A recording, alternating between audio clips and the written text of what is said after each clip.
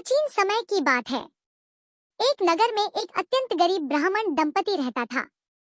वे भगवान शिव के परम भक्त थे, लेकिन उनके कोई संतान नहीं थी। ब्राह्मणी इस बात से बहुत दुखी रहती थी। एक दिन ब्राह्मणी ने भगवान शिव की कठोर तपस्या की और हर सोमवार व्रत रखने का संकल्प लिया। वह पूरे विधि विधान से शिवलिंग पर जल, दूध, बेलपत्र, धतूरा और भस्म अर्पित करती तथा सच्चे मन से प्रार्थना करती। कुछ महीनों बाद भगवान शिव प्रसन्न हुए और स्वप्न में दर्शन देकर कहा, हे देवी, तुम्हारी भक्ति से प्रसन्न होकर मैं तुम्हें पुत्र का वरदान देता हूँ, लेकिन उसका जीवन अल्पकाल का होगा।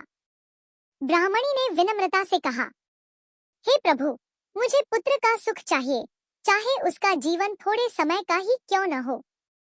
कुछ समय बाद उनके घर एक सुंदर पुत्र का जन्म हुआ। पूरे नगर में खुशी की लहर दौड़ गई।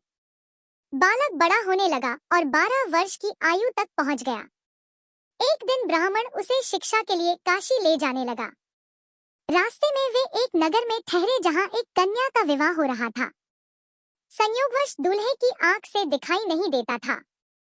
उसके माता पिता ने बालक को दूल्हे के स्थान पर बैठा दिया और विवाह करवा दिया, लेकिन सच्चाई बताते हुए ब्राह्मण ने अपने पुत्र के वस्त्र में एक पत्र छिपा दिया।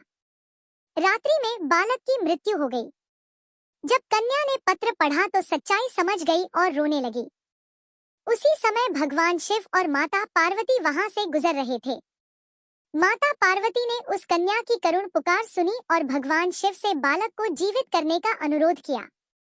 भगवान शिव ने कहा, यह बालक अपनी माता के सोमवार व्रत के प्रभाव से ही जीवित हो सकता है।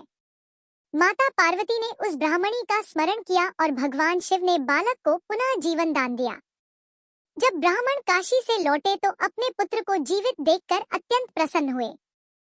तभी से यह मान्यता है कि जो स्त्री श्रद्धा और नियम से सोमवार का व्रत रखती है, उसे संतान सुख, सुखी वैवाहिक जीवन और मनोकामना की प्राप्ति होती है।